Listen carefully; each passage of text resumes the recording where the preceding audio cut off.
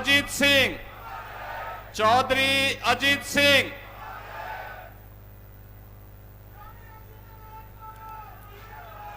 आज के इस कार्यक्रम में मंच पर उपस्थित केंद्र सरकार में कौशल विकास एवं उद्यमिता मंत्रालय के माननीय मंत्री चौधरी जयंत सिंह जी, उत्तर प्रदेश सरकार में मंत्रिमंडल के मेरे वरिष्ठ सहयोगी श्री अनिल कुमार जी, प्रभारी मंत्री बागपत श्री जसवंत सिंह सैनी जी, प्रदेश सरकार के राज्य मंत्री श्री केपी मलिक जी, लोकप्रिय सांसद श्री राजकुमार सांगवान जी, माननीय सांसद बिजनौर श्री चंदन सिंह चौहान जी, हमारे लोकप्रिय विधायक डॉक्टर अजय कुमार जी, श्री योगेश धामा जी, श्री गुलाम मोहम्मद जी, मंच पर उपस्थित हमारे सभी माननीय विधायकगण, भारतीय जनता पार्टी के क्षेत्रीय अध्यक्ष श्री सत्येंद्र सिंह सिसोदिया जी, जिला अध्यक्ष भारतीय जनता पार्टी श्री वेदपाल उपाध्याय जी, जिला अध्यक्ष राष्ट्रीय लोकदल श्री सुभाष गुर्जर जी, प्रदेश मंत्री भाजपा डॉक्टर चंद्रमोहन जी, पूर्व विधायक श्री शैलेंद्र रमाला जी,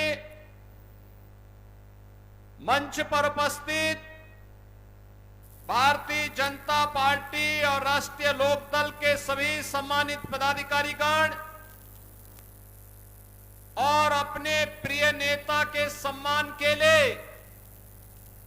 आज उनकी पावन जयंती कार्यक्रम में उपस्थित बागपत के मेरे सभी उपस्थित बहनों और भाइयों,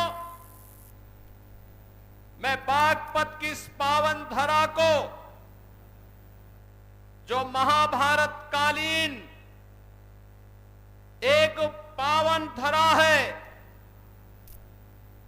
और जिस धरा को भारत के अन्नदाता किसानों के मसीहा के रूप में चौधरी चरण सिंह जी का सानिध्य प्राप्त हुआ हो, इस पावन धरा को कोटि कोटि नमन करते हुए आप सबका मैं अभिनंदन करता हूं। बहनों और भाइयों, ये एक दुर्लभ संजोग है। आज माघ पूर्णिमा है, संत शिरोमणि सदगुरु रविदास जी महाराज की पावन जयंती और अपने पूज्य पिता की विरासत को, दुनिया के प्रतिष्ठित पैकेज को छोड़ करके मातृभूमि की सेवा के लिए अपने आप को समर्पित करने वाले पूर्व केंद्रीय मंत्री चौधरी अजीत सिंह जी की भी पावन जयंती का कार्यक्रम है।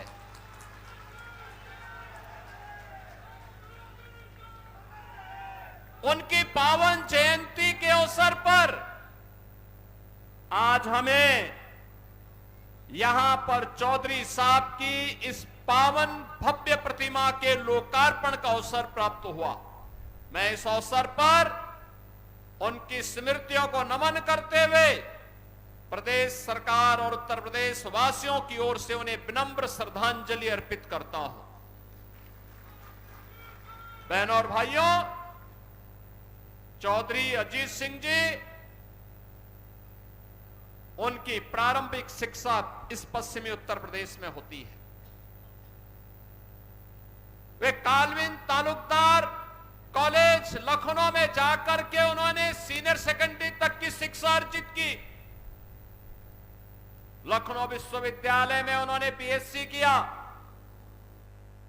अपने समय के प्रतिष्ठित आईआईटी खड़गपुर से उन्होंने बीटेक की डिग्री ली और उसके बाद एमएससी के लिए उन्होंने दुनिया के प्रतिष्ठित संस्थान यूएस के एक प्रतिष्ठित संस्थान में जाकर के शिकागो से उन्होंने एमएस की कंप्यूटर साइंस में डिग्री लेने के बाद वहीं पर उन्होंने प्रतिष्ठित कंप्यूटर कंपनी आईबीएम में कंप्यूटर साइंटिस्ट के रूप में सेवा प्रदान की।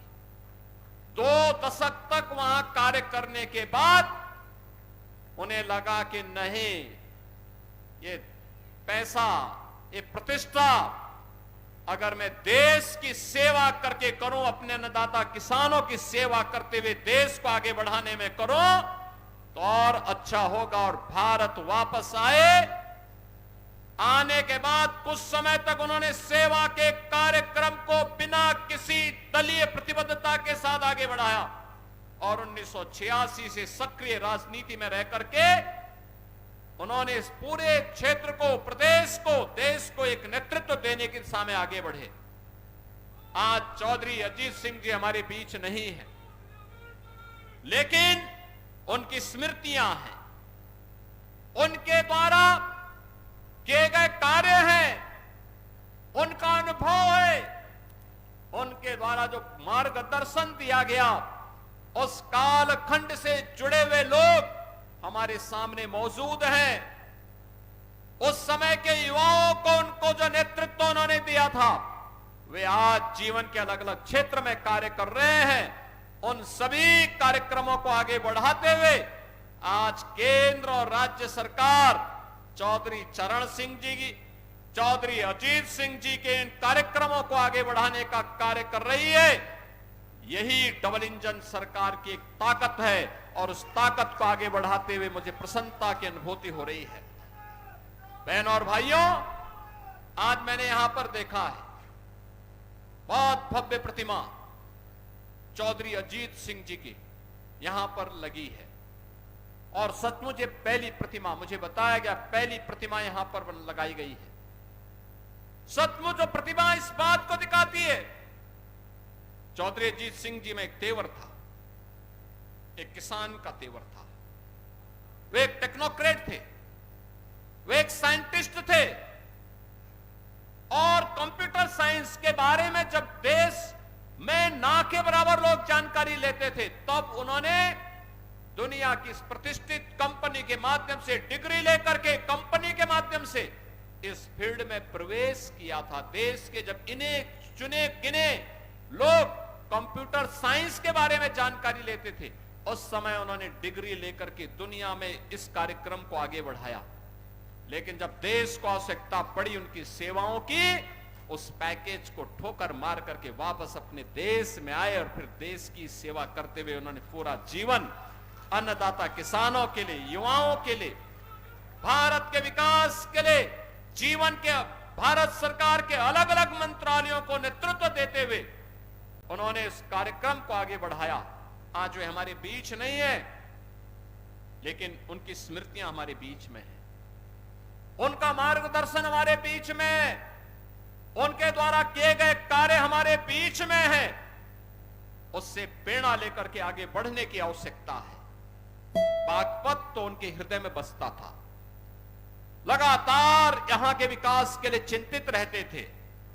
आज जो विकास हम पश्चिमी उत्तर प्रदेश में करा पा रहे हैं, ये चौधरी चरण सिंह जी को उनके द्वारा प्रदेश के अंदर मुख्यमंत्री के रूप में, केंद्रीय मंत्री के रूप में उनका जो मार्गदर्शन उस कालखंड में प्राप्त हुआ, उनके संदर्भों को लेकर के ही हम आगे बढ़ पाते हैं। और आज मुझे बताते हुए प्रसन्नता है, बहनों और भाइयों, आज जब हम यहां पर उपस्थित हैं, मुझे बताते हुए प्रसन्नता है कि आज यहां पर जब हम एकत्र हुए हैं तो यहां पर आज 350 करोड़ रुपए से अधिक की परियोजनाओं का लोकार्पण भी हम लोग बागपत जनपद के लिए कर रहे हैं। मैं इसके लिए यहां के माननीय सांसद जी को, माननीय विधायकों को, माननीय जयंत जी को, सभी अन्य माननीयों को हृदय से बधाई देता हूं। आप सभी को अपनी शुभकामना देता हूं। बहनों और भाइयों, आज मुझे बताते हुए प्रसन्नता है कि यहां पर विकास की इन बड़ी बड़ी परियोजनाओं के साथ कनेक्टिविटी की योजना भी है, नए संस्थान बनाने के कार्यक्रम भी हैं, सड़कों के निर्माण का कार्यक्रम भी है। ये बागपत का तो अपना इतिहास है। याद करिए, 5000 साल पहले जब दुनिया में अंधकार था, दुनिया को किसी प्रकार की कोई जानकारी नहीं थी, तब 5000 साल पहले पांडवों ने जो 5 गांव मांगे थे उनमें से बागपत एक गांव था, बागपत एक था। किसका इतिहास है? 5000 साल पहले का। दुनिया के अंदर कोई कितना भी विकसित देश क्यों ना हो, कोई अपने 500 साल का बताएगा, कोई 700 साल का बताएगा, कोई 1400 साल का बताएगा, कोई 1500 साल का बताएगा, कोई 2000 साल का बताएगा। इससे ज्यादा कोई नहीं बता सकता। और बागपतवासी आप तो बोल सकते हैं कि भगवान कृष्ण ने पांडवों के लिए जिन 5 गांवों को मांगा था उनमें से बागपत एक था। अगर हमारे इतिहास को देखना हो तो बागपत में भी आकर का आप देख लें। लेकिन बहनों और भाइयों, एक तरफ आप सभी अपनी मेहनत से, हमारा अन्नदाता किसान अपनी मेहनत से, अपने खून और पसीने की कमाई से विकास में योगदान दे रहा है। प्रधानमंत्री मोदी जी के विजन को प्रभावी ढंग से आगे बढ़ाने का काम कर रहा है। बागपत हो या मेरठ, बुलंदशहर हो या फिर गाजियाबाद, नोएडा या फिर हापुड़ या बिजनौर, मुजफ्फरनगर, शामली या सहारनपुर, इन सभी जनपदों के विकास के लिए लगातार कार्य कर रहा है। यहां का नौजवान लगा हुआ है, कार्य कर रहा है। और दूसरी तरफ कुछ लोग हैं जिनको ये विकास अच्छा नहीं लग रहा है। बहन और भाइयों, उनको अच्छा नहीं लगता। आपको बताते हुए मुझे बहुत प्रसन्नता की अनुभूति हो रही है। इस सदी का महाकुंभ चल रहा है प्रयागराज में। प्रयागराज महाकुंभ में आज माघी पूर्णिमा के अवसर पर भी करोड़ों लोग स्नान कर रहे हैं। प्रातः 4 बजे से ही मैं उस व्यवस्था में लगा था। मेरे सामने कल एक परसों असमंजस की स्थिति थी कि मैं यहां पे प्रतिमा अनावरण कार्यक्रम में आ पाऊंगा कि नहीं आ पाऊंगा। लेकिन जब चौधरी जयंत जी का फोन आया, उन्होंने कहा कि कैसे होगा। मैंने कहा आप चिंता मत करिए, मैं दोपहर के बाद, क्योंकि प्रयागराज में तब तक काफी बड़ी संख्या में लोग स्नान कर चुके होंगे, और फिर मैं वहां पर कार्यक्रम में भाग लूंगा, जरूर भाग लूंगा। और बहनों और भाइयों, में आया। आप देखिए, ये नया उत्तर प्रदेश है, ये नया उत्तर प्रदेश है। 25 करोड़ की आबादी है और कल तक 50 करोड़ लोग प्रयागराज में मां गंगा, मां यमुना और मां सरस्वती की त्रिवेणी में आस्था का स्नान कर चुके, कल कर लेंगे। यानी 50 करोड़ आबादी दुनिया के अंदर कहां होगी। उत्तर प्रदेश वासियों, आप दुनिया को बता सकते हैं कि आइए, आपको आस्था का स्नान करना हो, हमारे प्रयागराज में आइए। 50 करोड़ लोग महाकुंभ में स्नान किए हैं। लेकिन कुछ लोगों की आदत है, चोरी छिपे उन लोगों ने कोरोना की वैक्सीन लगवाई, लेकिन दुनिया को कहते रहे अरे मत लगाओ। ऐसे ही चोरी छिपे, वो तो आज के दिन पे बहुत कोई छुप नहीं सकता। चोरी छिपे चुपचाप संगम में डुबकी लगा करके आ गए। लेकिन जनता जब पुण्य का भागीदार बनने के लिए, स्नान करने के लिए जा रही है, कह रहे मत जाओ मत जाओ। लेकिन जनता कहां मानने वाली है। जनता तो उनकी असलियत जान चुकी है। और इसे करोड़ों की संख्या में श्रद्धालु जाकर के आज भी और 26 फरवरी तक रेला इसी प्रकार से आगे बढ़ता रहेगा, कोई संदेह नहीं। लेकिन एक बात समझ में नहीं आता है, जब इनको अवसर मिला था तब इन्होंने कुछ नहीं कहा। याद करिए बागपत के नौजवानों, पुलिस की भर्ती निकलती थी, बागपत का नौजवान पुलिस की भर्ती होने से वंचित हो जाता था। लेकिन अब आपकी भर्ती हो रही है। याद करिए, अभी 60,200 पुलिस के नए भर्ती की प्रक्रिया चल रही है, फिजिकल टेस्ट हो रहा है। अगले 1.5 महीने के अंदर, 1.5 से 2 महीने के अंदर इनकी ट्रेनिंग का कार्यक्रम आगे बढ़ेगा और इस साल के अंत तक यूपी पुलिस को 60,200 नए पुलिस कार्मिक मिलेंगे, बिना भेदभाव के। बागपत का नौजवान भी होगा, मुजफ्फरनगर का भी होगा, बुलंदशहर का भी होगा, गाजियाबाद का भी, हापुड़ का भी, बिजनौर का भी, शामली का भी, सहारनपुर का भी, हर एक जनपद का नौजवान होगा। उत्तर प्रदेश की ताकत का एहसास कराएगा। और उत्तर प्रदेश का नौजवान ही नहीं होगा, उत्तर प्रदेश की बेटियां भी होंगी, क्योंकि उनके लिए तो 20% जगह हमने अनिवार्य रूप से कर दिया है कि बेटी भी इसमें अनिवार्य रूप से भर्ती होगी। बहनों और भाइयों, इन नौजवानों के बल पर ही हम उत्तर प्रदेश की कानून व्यवस्था को देश की सबसे बेहतरीन कानून व्यवस्था बना रहे हैं।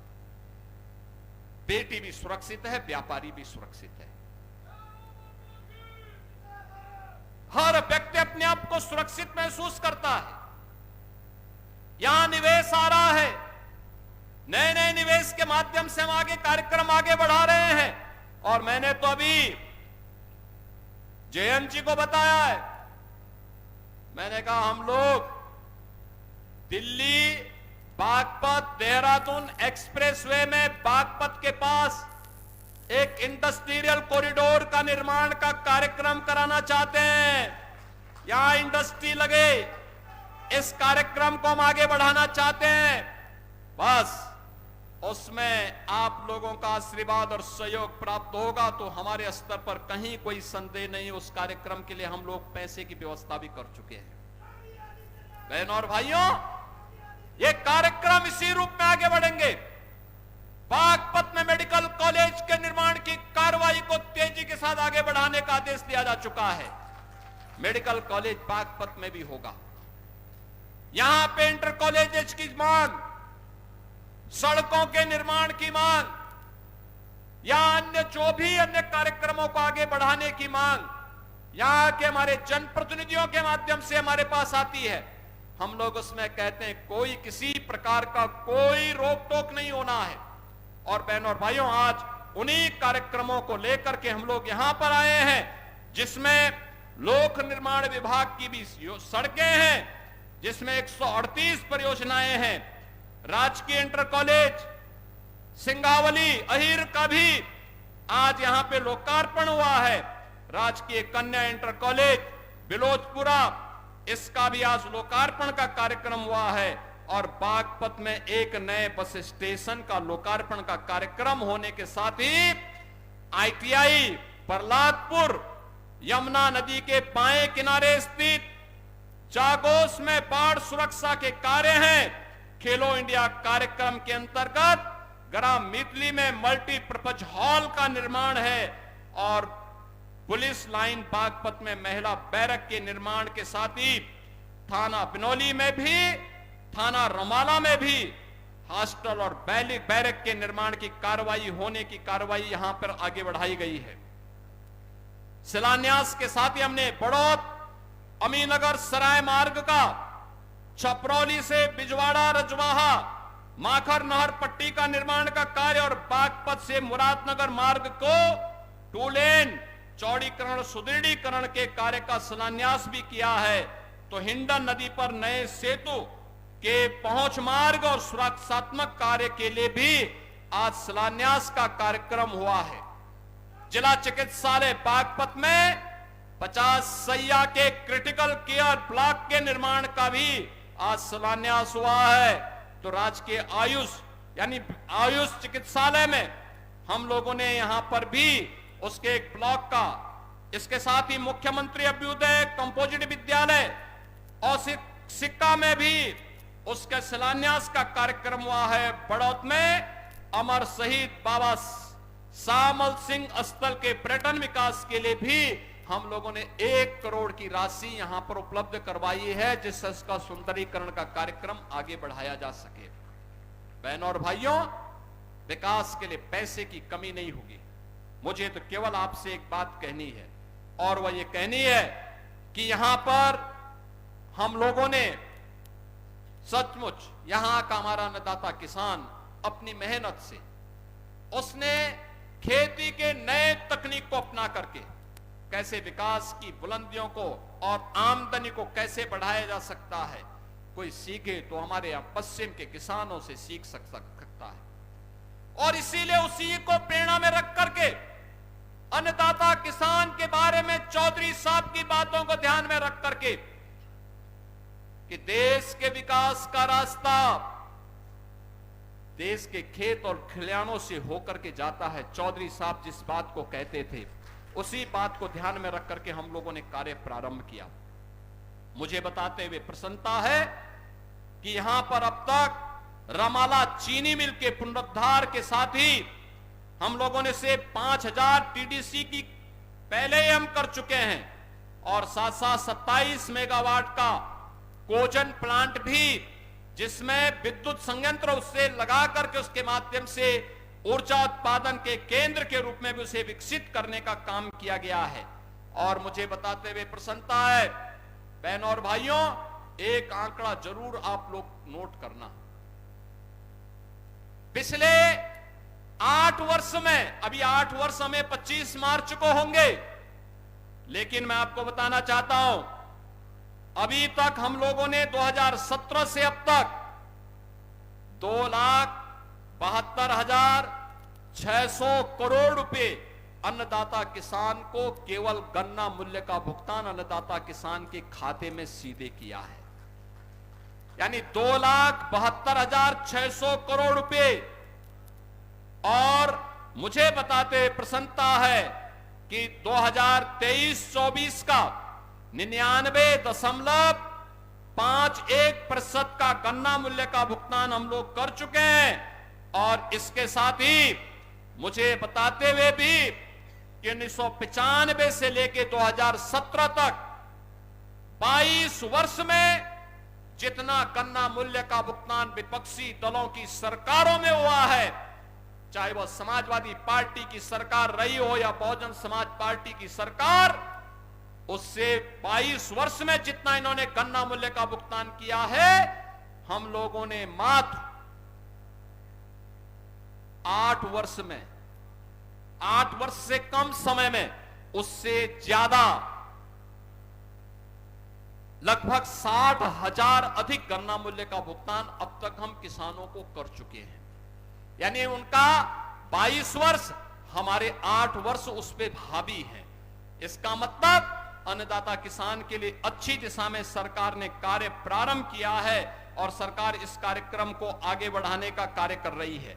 मैं आज के इस अवसर पर आप सभी को इस बात के लिए आश्वस्त करता हूं कि अन्नदाता किसान हो, नौजवान हो, एक एक पाई अन्नदाता किसान के खाते में जाएगी। अन्यथा चीनी मिल को हम लोग सरकारी अधिग्रहण लेकर के उस पे हम उसको सरकार के माध्यम से चलाने का काम करेंगे। और कोई भी व्यक्ति हर किसान हर चीनी मिल को अच्छे ढंग से चलाएंगे। हमने पिछले आपने इस बात को देखा होगा कि ये वह सरकार है जिस सरकार ने 3 नई चीनी मिलें लगाई हैं, 8 चीनी मिलों का विस्तारीकरण किया है और साथ साथ 120 चीनी मिलों में से 105 चीनी मिलें ऐसी हैं जो 10 दिन के अंदर, 1 सप्ताह से 10 दिन के अंदर गन्ना मूल्य का भुगतान कर रही हैं। 15 चीनी मिलें जो गन्ना मूल्य के भुगतान में थोड़ा लेट हैं, उनको भी समयबद्ध तरीके से गन्ना मूल्य भुगतान के लिए प्रेरित किया जा रहा है। बहनों और भाइयों, मैं अन्नदाता किसानों से भी और नौजवानों को भी इस बात के लिए आश्वस्त करता हूं, अब अन्नदाता किसान की जेब पर कोई डकैती नहीं डाल सकता। अब नौजवान की नौकरी पर कोई डकैती नहीं डाल सकता।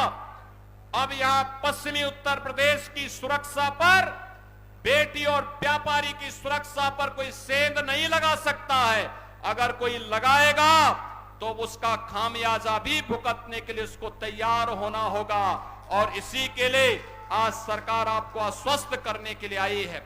आज के इस अवसर पर मैं आप सबको एक बार फिर से माघ पूर्णिमा की हृदय से बधाई देता हूं। आज संत रविदास जी की पावन जयंती पर सरकार ने इसीलिए अवकाश घोषित किया था कि लोग पावन नदियों में, सरोवरों में स्नान कर सके, उसका आनंद भी ले सके, संत शिरोमणि के प्रति अपनी श्रद्धा को व्यक्त भी कर सके। और इसके साथ ही सरकार ने यह भी तय किया है कि हम लोग इन महापुरुषों से जुड़े हुए सभी कार्यक्रमों को आगे बढ़ाने का कार्यक्रम करेंगे। मैं एक बार फिर से अन्नदाता किसानों के प्रति पूरा जीवन समर्पित करने वाले चौधरी अजीत सिंह जी की इस पावन जयंती के अवसर पर उनकी प्रतिमा अनावरण कार्यक्रम में उनके प्रति एक बार फिर से विनम्र श्रद्धांजलि अर्पित करते हुए अपनी वाणी को विराम देता हूं। मेरे साथ बोलेंगे, भारत माता की, भारत माता की, भारत माता की, वंदे वंदे वंदे।